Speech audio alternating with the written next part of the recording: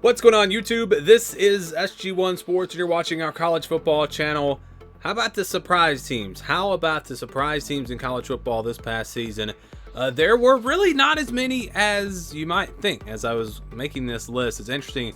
I look back at my list from last year because we're going to do the top 10 disappointments as well. Well, last year I did the top 10 disappointments, and then I did the top 15 surprise teams because there was a lot of surprise teams last season. And this year is actually opposite. I had a hard time narrowing my disappointing teams list down to 10, and it was almost hard to come up with 10 surprise teams this year. So a lot of disappointments this year, not really a lot of surprise teams, but we'll give you the rankings here, and you guys can give me your thoughts. So we'll start with number 10, West Virginia. Again, we're not talking about a huge surprise here, but West Virginia was a team that I think most people expected to maybe get to a bowl game, a 5-7, 6-6 type team. Had a pretty tough schedule. They went out there and went 8-4, and they were sneaky good. I don't know if they were in the top 25 at any point during the season, but they still finished 8-4 and had a really good year.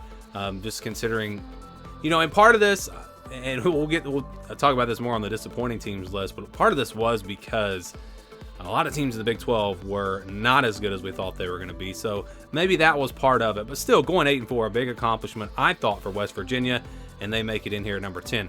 Number 9 is NC State, 9-3, a pretty typical year for the Wolfpack, but me personally, I thought this team would be maybe 6-6, 7-5, and they were also kind of under the radar, a sneaky good team this year. Again, 9-3 record, not great compared to where they usually are. I mean, they're usually right there at 8-4, 9-3.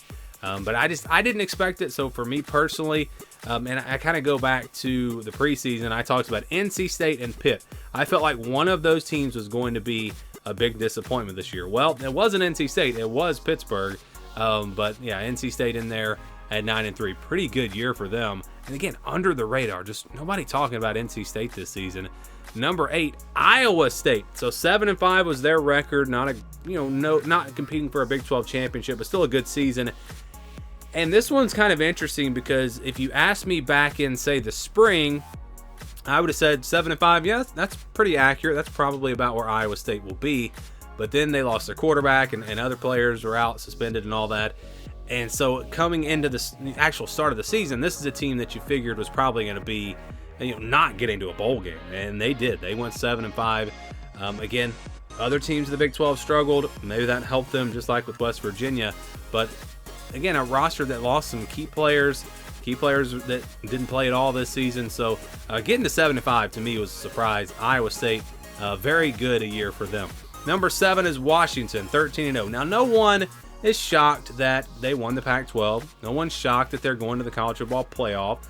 They were one of the top contenders, but just getting to 13-0, doing that with the schedule that they had to play and the strength of the Pac-12, that's why I put them on this list. Again, I'm not shocked that they're in the position they're in, but I didn't think any team in the Pac-12 was going to be capable of going undefeated this season. I thought we could see a one-loss team, and that team maybe get to the college football playoff. I actually didn't pick any of those either. I had several two-loss teams in the Pac-12. So it's going 13-0. That was a big, big accomplishment for Washington. And if they were able to maybe win a playoff game or win a national championship, that's just going to add to that. What a great season for Washington. And they're at number 7. Number 6 is Louisville. They finished 10-3 if you count their loss to Florida State in the ACC championship. A surprise that they made the ACC championship for sure. The record didn't shock me, but it was a bit of a surprise. I think I had them at 8-4. But they had a very manageable schedule. The schedule was a big part of why they wound up where they did, in my opinion. But still, this was a good team. Defense was a lot better than I thought it would be. Offense was kind of up and down for them. But a first-year head coach, a roster that was pretty good but not great, and getting to 10-3, getting to the ACC championship, big accomplishment. Louisville, a surprise this year, and they're our number 6 surprise team. Number 5 is Oklahoma State. Another team where maybe the record isn't a huge surprise, 9-4. But if you said this team is going to lose to South Alabama and then go to the Big 12 championship and go 9-4, I mean, that's the surprise. Just the fact that they were able to finish number 2 in the Big 12. And again, you kind of have to go back to what I talked about with Iowa State and with West Virginia. It was partly because the Big 12 was not, or several teams in the Big 12 were not as good as we thought they would be. But still, I don't think anybody really expected Oklahoma State to be in the Big 12 championship. They were able to get that done, so they were a surprise team. Everyone talks about Oklahoma, Kansas State, even TCU, Texas Tech. Those were popular picks.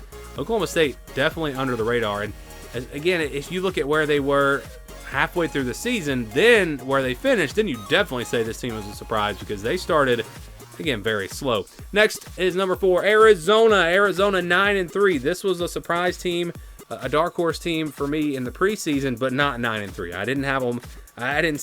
Did not think they would get to 9-3. I thought they could surprise and maybe go like 7-5, something like that. This is a team that a lot of people didn't even have making a bowl game because their schedule was really tough. But getting 9-3, I mean, again, that is a huge accomplishment in a very tough Pac-12 this year. Arizona definitely a surprise. And, as they move to the Big 12, they could be next year one of the front runners in the Big 12 with Oklahoma and Texas leaving. That's conference going to be really interesting next year. But Arizona, big-time surprise this year. Number 3 is Liberty. Liberty 13-0, undefeated. Hugh Freeze leaves, and so you think, well, this team will probably go into rebuild mode, but no, what a job they did there this year, going undefeated. Definitely not a team that was on my radar to make a New Year's Six bowl. I mean, they just weren't. I don't spend a ton of time on these Group of 5 teams in the offseason, but again, Liberty just was not. They were totally off my radar, and you have to give them a ton of credit. They didn't play a Power 5 team, I know that, but still going undefeated. Very impressed with what Liberty was able to do this year. Big time surprise. Number 2 is Missouri. Missouri going to 10-2. And I don't know how many people in the preseason commented on my videos and said, watch out for Missouri. Missouri's a dark horse. Missouri's my surprise team. To all of you, you are absolutely correct. I missed on Missouri. I did, but I didn't. So I talked about Missouri being a lot better than people might expect. And at that time, it seemed like expectations for them were to finish maybe in the bottom of the SEC, not make a bowl game. And then somewhere along the way this offseason, I don't even know when it happened, something just changed. And all of a sudden, a lot of people started getting high on Missouri.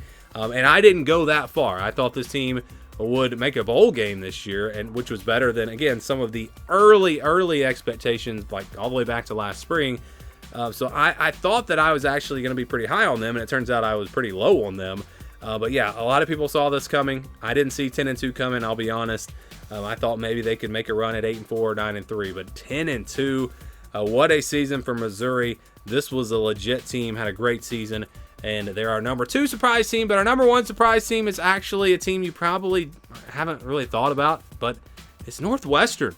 I know 7-5, not anything special, but for where this team was expected to be, David Braun takes over and just does a fantastic job with Northwestern, a team that some people thought maybe would win 1 or 2 games, and I don't think anyone really thought they would make a bowl game. Now, if you go back to the early expectations when Fitzgerald was still the coach before he got fired, I thought this team had a good chance to make a bowl game. I thought that, just looking at the roster, but when they fired him, and a few players left, it just felt like this team was going to really struggle.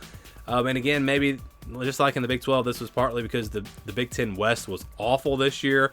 But still, I think this is the big surprise, going from, again, expecting to win maybe 2, maybe 3 games and going all the way to 7-5. Northwestern, in my opinion, the biggest surprise in 2023. Give me your thoughts. Do you guys agree? Do you disagree? How would you rank your 10 surprise teams? Let me know down in the comments below.